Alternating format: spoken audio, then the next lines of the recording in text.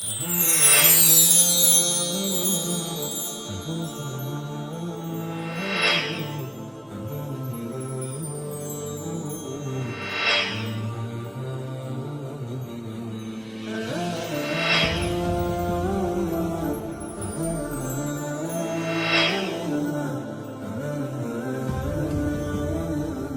اللہ الرحمن الرحیم۔ فوائد مکیہ کا دوسرا باب ہے، دوسری فصل ہے نون ساکن اور نون تنوین کے بیان میں۔ سبق نمبر 7 میں خوش آمدید۔ آج کے سبق کے اندر ہم نون ساکن اور نون تنوین کے جو بقیہ 2 حکم ہیں، قلب اور اخفاء، اس کے بارے میں پڑھیں گے۔ عبارت دیکھیں، جب نون ساکن اور تنوین کے بعد با آئے تو نون ساکن اور تنوین کو میم سے بدل کر اخفاء مال غنہ کریں گے۔ مثال کے طور پہ میم بعدو سمم بکمن، باقی 15 حرفوں میں اخفاء مال غنہ ہوگا۔ مثل تنفقون دادا۔ دیکھیں، نون ساکن اور نون تنوین کا بیان یہ چل رہا ہے۔ پہلے جو 2 حکم تھے وہ ہم بڑی تفصیل کے ساتھ پڑھ چکے ہیں، ان میں ہم نے اظہار پڑھ لیا ہے، اس میں سے ہم نے ادغام یہ پڑھ لیا ہے۔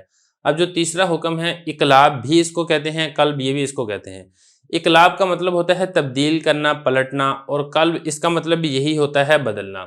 دل کو بھی قلب اسی لیے کہتے ہیں کہ دل بھی ایک حالت پر باقی نہیں رہتا ہے، وہ مختلف حالتوں کے اوپر پلٹتا رہتا ہے اور اس کے اندر تبدیلی یہ آتی رہتی ہے۔ اب اقلاب کہتے کسے ہیں؟ اقلاب کہتے ہیں کہ نون ساکن کو یا نون تنوین کو میم کے ساتھ تبدیل کر دینا، اس کو کہا جاتا ہے اقلاب۔ تو یہ حضرت فرما رہے ہیں کہ نون ساکن اور تنوین کے بعد اگر حرف با آ جائے، یہ صرف ایک ہی حرف ہے جس صورت کے اندر اقلاب کیا جائے گا۔ آپ اقلاب کہہ لیں یا قلب کہہ لیں، بات ایک ہی ہے۔ ایک حرف با آئے گا تو پھر اس وقت قلب کیا جائے گا۔ تو نون ساکن اور تنوین کو ایک تو آپ نے یہ کرنا ہے کہ میم سے تبدیل کر دینا ہے، دوسرا کام آپ نے اس کے اندر یہ کرنا ہے کہ اخفاء کرنا ہے، یعنی وہ جو نون ہے اس کو چھپانا ہے اور غنے کے ساتھ آپ نے اس کو ادا کرنا ہے۔ کچھ مثالیں حضرت نے ذکر کی ہیں، جیسے نون ساکن کی مثال ہے میم بعدو۔ اب یہ نون ساکن ہے، اس کے بعد آگئی ہے با۔ اب ہم نے اس کو نون نہیں پڑھنا، ہم نے اس کو پڑھنا ہے میم۔ جیسے میں اس کو من نہیں پڑھوں گا، میں پڑھوں گا میم، میم بعدو، اور اس کے ساتھ سے دیکھیں نون کو چھپایا بھی ہے اور میں نے یہاں پہ غنہ بھی کیا ہے۔ دوسری مثال دیکھیں نون تنوین کی، سمن، یہ نون تنوین تھی، جب آگے با آ گیا تو میں نے اب اس کو نون تنوین نہیں پڑھنا، سمن نہیں پڑھنا، بلکہ پڑھنا ہے سمم بکمن، اس طریقے سے کہ نون تنوین کی جگہ میں میم پڑھوں گا، نون کو چھپاؤں گا اور ساتھ میں اس میں غنہ بھی کروں گا۔ باقی جو 15 حرفوں میں اخفاء مال غنہ ہوگا، اخفاء کی ہم بعد میں کریں گے، پہلے اس کی کچھ مثالیں دیکھ لیں۔ جیسا کہ اب یہ نون ساکن کی مثال ہے اور اس کے بعد جو با ہے یہ ایک ہی کلمے کے اندر آ رہا ہے۔ اب اس کو پڑھیں گے، اب انبئونی، ام پڑھیں گے، اس کو ان یہ نہیں پڑھنا۔ اسی طریقے سے ایک کلمے کے اندر با آ رہا ہے، نون ساکن ہے، اس کی مثال انبتت، ان نہیں پڑھنا، اس کو اپنے پڑھنا انبتت۔ اب نون ساکن کی مثالیں 2 اور ہیں جس میں نون ساکن ہے، اس کے بعد با آ رہا ہے اور لیکن کلمہ الگ ہے، جیسے کہ میم بعدی، میم بینی۔ اب یہ تو ہوگی نون ساکن کی مثال۔ نون تنوین کی مثالیں دیکھ لیں، قوما بورا۔ اب یہ نون تنوین کے بعد با آ گیا تو آپ نے یہاں پہ اس کو نون نہیں پڑھنا، میم پڑھنا ہے۔ یا اسی طریقے سے یہ دیکھیں حدیث بعدہ، نون تنوین کے بعد با آ گیا تو آپ نے یہاں پہ میم پڑھنا ہے، نون تنوین نہیں پڑھنا۔ یہاں پر بھی ایسے ہی ہے، سمم بکمن، یہ اوپر بھی میں آپ کو بتا چکا ہوں۔ باقی رہے گی اخفاء، وہ میں اس کے بعد آپ کو کچھ مثالیں ذکر کرتا ہوں تاکہ بات سمجھنی یہ آسان ہو جائے گی۔ قلب کے بعد آگے ہے اخفاء۔ حضرت فرما رہے ہیں کہ باقی 15 حرفوں میں اخفاء مال غنہ ہوگا۔ اب یہ 15 حرف کون سے ہیں اس کو ذرا سمجھ لیں۔ دیکھیں، اس میں سے آپ حروف ہلکے نکال دیں، وہاں پہ اظہار ہوتا ہے۔ اس میں سے آپ حروف یرملون نکال دیں، وہاں پر ادغام ہوتا ہے۔ اس میں سے آپ با نکال دیں، وہاں پر اقلاب یعنی قلب ہوتا ہے۔ ان کے علاوہ جو حروف تہجی بچتے ہیں وہ کل 15 حرف بچتے ہیں، میں نے یہاں پہ لکھ بھی دیے، اس کو ذرا دیکھ لیں کون کون سے ہیں۔ نمبر 1 پہ تا ہے، 2 پہ سا، 3 جیم، 4 دال، 5واں ذال ہے، 6واں زا ہے، 7واں سین ہے، 8واں شین ہے، 9واں صاد، 10واں ضاد، 11ویں نمبر پہ طا ہے، 12ویں نمبر پہ ظا ہے، اور 13ویں نمبر پہ فا، 14ویں نمبر پہ قاف، اور 15ویں نمبر پر کاف۔ یہ کل 15 حرف ہیں۔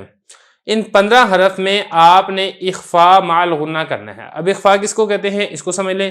دیکھیں، اخفاء کا لغوی معنی ہوتا ہے چھپانا، اور اصطلاحی معنی اس کا یہ ہوتا ہے کہ اظہار اور ادغام کے درمیانی کیفیت، اس کو اخفاء کہا جاتا ہے۔ اب اظہار میں کیا ہوتا ہے کہ نون بالکل واضح ہوتا ہے، جیسے نا میم نون زیر من، یہ اظہار ہے۔ اور اسی طریقے سے جو ادغام ہے اس میں جیسے کہ آپ کو معلوم ہے کہ مدغم تھی وہ پڑھا جاتا ہے۔ میوں، یہ ادغام ہے، اور اس کے جو درمیان میں آپ پڑھیں گے نا اس کو کہا جائے گا اخفا۔ اب درمیان میں کیسے پڑھنا ہے؟ جیسے یہ دیکھیں انتا، اس کو آپ نے یہ بھی نہیں پڑھنا انتا، یہ پڑھیں گے تو اظہار ہو جائے گا، اور یہاں پر ادغام تو ہو ہی نہیں سکتا کیونکہ اگر تا ہے وہ ادغام والا حرف ہی نہیں ہے۔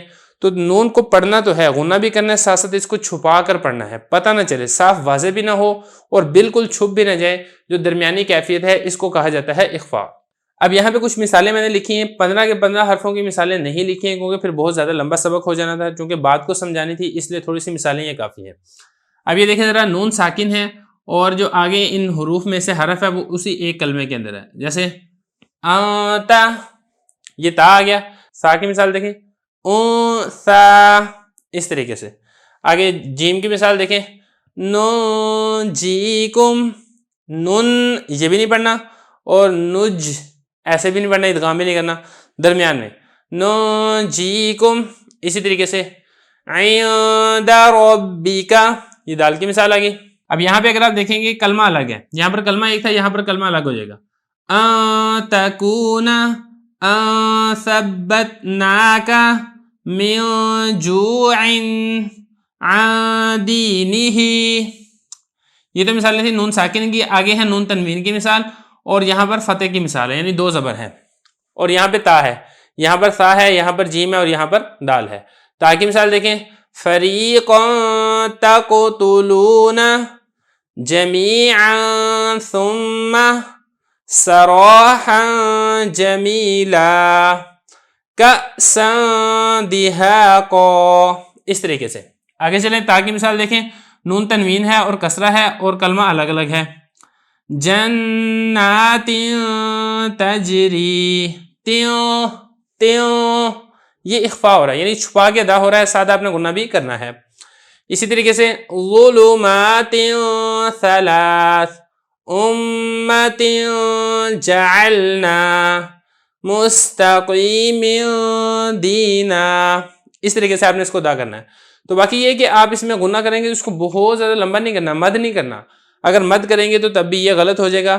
باقی یہ جیسا مجھے ٹوٹا پھوٹا آتا تھا وہ میں نے سمجھا دیا ہے، اور حق تو اس کا یہ ہے کہ کسی اچھے اور ماہر قاری سے آپ اس کی مشق کریں، اخفاء کی بھی، اقلاب تو آسان ہے، ادغام کی بھی اور اظہار کی بھی، تب بھی یہ بالکل صحیح طریقے سے واضح اور ٹھیک طریقے سے ادا ہوگا۔ تو یہاں تک ہماری جو دوسری فصل ہے یہ مکمل ہو چکی ہے، اب اس کے بعد انشاءاللہ تیسری فصل کو شروع کرتے ہیں۔